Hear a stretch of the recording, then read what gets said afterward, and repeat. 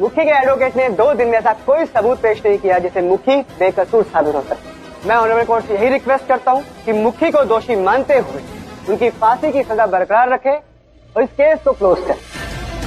Mister Arjun, आपको कुछ कहना है? क्योंकि 24 घंटे गुजर जाने के बाद भी जिससे आपके मुवक्किल को बेगुनाह साबित किया जा सके। ये लास्ट चांस है आपके पास। इसके बाद अदालत अपना आखिरी फैसला सुनाएगी। माय लॉर्ड, मैं माफी चाहूंगा कि मैंने अदालत के 2 कीमती दिन जाया किए और उसके बावजूद भी मैं कोई सबूत और गवाह पेश नहीं कर पाया। But I still request you, अगर हो सके तो मुझे कुछ वक्त और दीजिए। But I am not sure कि मैं कोई ठोस सबूत या गवाह पेश कर पाऊं जिससे मेरे क्लाइंट को मैं बाइज्जत बरी करा सकूं। योर ऑनर, अदालत इस तरह से बिना किसी श्योरिटी के अपना वक्त बर्बाद नहीं कर सकती जैसे पहले 2 दिन किए। It's my humble request to the honourable court to proceed the final verdict without wasting a single moment.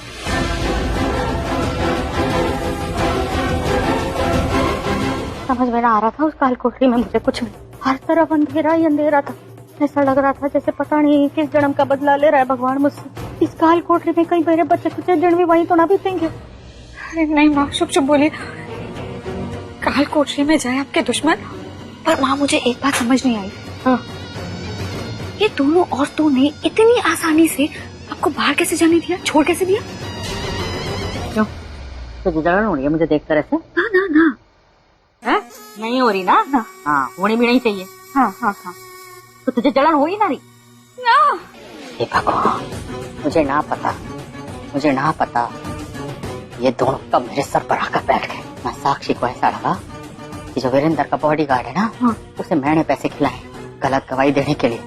तो उसे पता चढ़ गया कि पैसे मैंने ना खिलाए, किसी और ने खिलाए ताकि वो गलत गवाही दे। तब जाकर उसने छोड़ा मुझे और बाहर निकाला उस काल कोठरी से। अच्छा हाँ, ये कौन है जिसने गलत गवाही दी? ये कौन है जिसके कारण मेरी प्यारी माँ को काल कोठरी में जाना पड़ा? अगर मुझे पता चल जाना तो मैं उसका टेटू आज तक दबा दूंगी, उसे मैं उबलते हुए तेल में डाल दूंगी, उसको मैं ऐसे करती ना ऐसे। बस पहले अपनी टांग संभाल ले। मैंने भी बहुत पूछने की कोशिश की साक्षी से, लेकिन जानती तो है कितनी चालाक है। कुछ ना बोली अपने मुंह से, बिना बोले चली गई। लेकिन मैंने भी उसका चेहरा देख लिया, पढ़ लिया कि चेहरे पे क्या लिखा है। बहुत टेंशन में थी, कुछ समझ ना आया। ऐसा लग रहा है जैसे ये दोनों जोड़ीदार है ना, कुछ खिचड़ी पका रहे हैं ना। कोई तोड़ तो मिल गया इन्हें वीरेंद्र को जेल से बाहर निकालने का। कुछ तो है जो हमें पता ना चल रहा।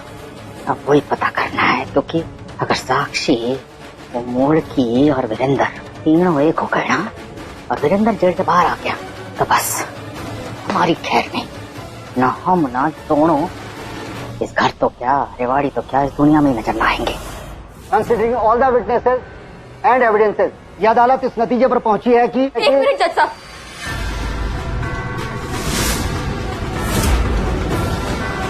हमें सुनवाई से पहले एक बार अपने वकील से बात करनी है प्लीज। हमें बहुत जरूरी है प्लीज। देखिए, आप इस तरह से अदालत की कार्रवाई में रुकावट नहीं डाल सकती। हम जानते हैं, तो प्लीज हम हाथ जोड़ते हैं आपके आगे, बहुत जरूरी है, हमें माफ कर दीजिए प्लीज।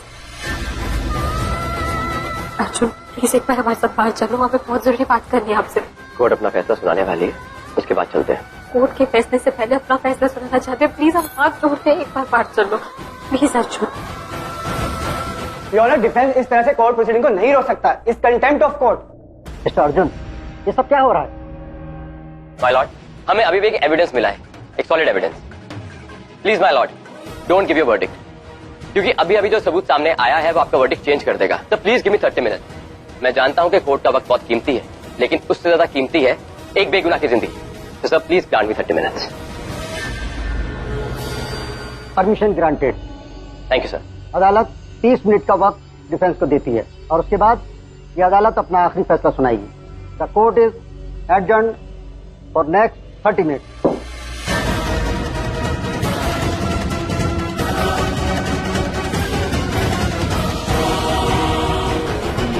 पूर्वी और अर्जुन अभी तक नहीं लौटे, ऐसे कहाँ चले गए? अब तो आधा घंटा भी खत्म होने वाला है। योर ऑनर, अब तो 30 मिनट भी पूरे हो चुके हैं, लेकिन डिफेंस लॉयर का कुछ अता पता नहीं। मैं रिक्वेस्ट करता हूं कि कोर्ट प्रोसीडिंग को आगे बढ़ाया जाए और फाइनल वर्डिक्ट सुनाया जाए।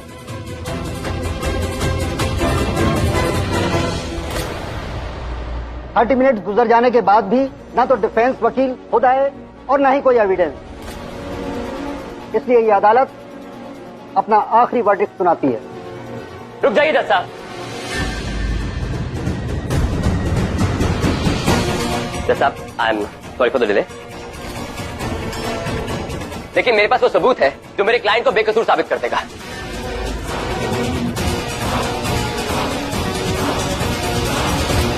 जज साहब, ये वो गोली है जो उस रात को मेरे क्लाइंट ने चलाई थी और जो दक्ष की बाजू को छू के निकल गई थी। जज साहब, ये गोली भी मेरे पास है और वो आदमी भी जो बरसों से मेरे क्लाइंट को बंदूक और गोली सप्लाई करता हुआ आया है। जज साहब, मैं उसे कोर्ट में बुलाने की इजाजत चाहूंगा। Permission granted. थैंक यू भाई।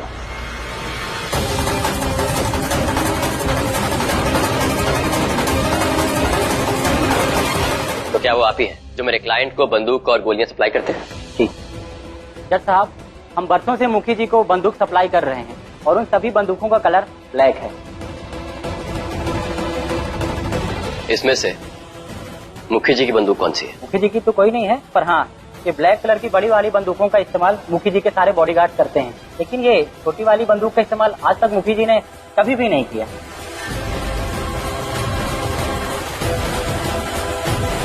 और क्या ये गोली किसी बंदूक की? जी हाँ, ये बड़ी वाली बंदूक की गोली है। थैंक यू, आप जा सकते हैं। माय लॉर्ड, अब मैं कोर्ट में मुखी जी के बॉडीगार्ड को बुलाना चाहूंगा जिनकी गन से उन्होंने उस रात को गोली चलाई थी। उसके लिए परमिशन सर। इजाजत है।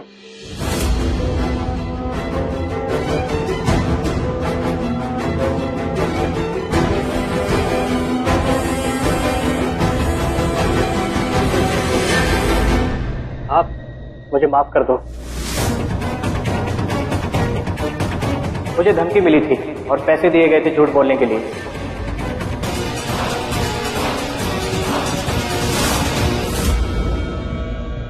इसमें से तुम्हारी बंदूक कौन सी है? ये बड़ी वाली बंदूक। मुखी जी ने इसी बंदूक से गोली चलाई थी, छोटी वाली से नहीं। उस रात को क्या हुआ था साफ साफ इस कोर्ट में बताओ और पूरा सच। साहब, उस रात वो दक्ष छोटी मुखियानी जी के साथ जबरदस्ती कर रहा था। उतने में मुखी जी वहां पहुंच गए।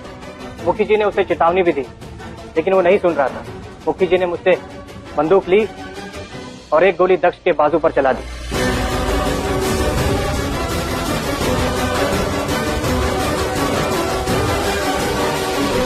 क्या ये वही गोली है तुम्हारी बंदूक की? जी हाँ, ये वही गोली है। माय लॉर्ड, ले जाओ इसको। जज साहब, मेरे दोनों गवाह और ये गोली प्रूव करते हैं कि मेरे क्लाइंट निर्दोष है।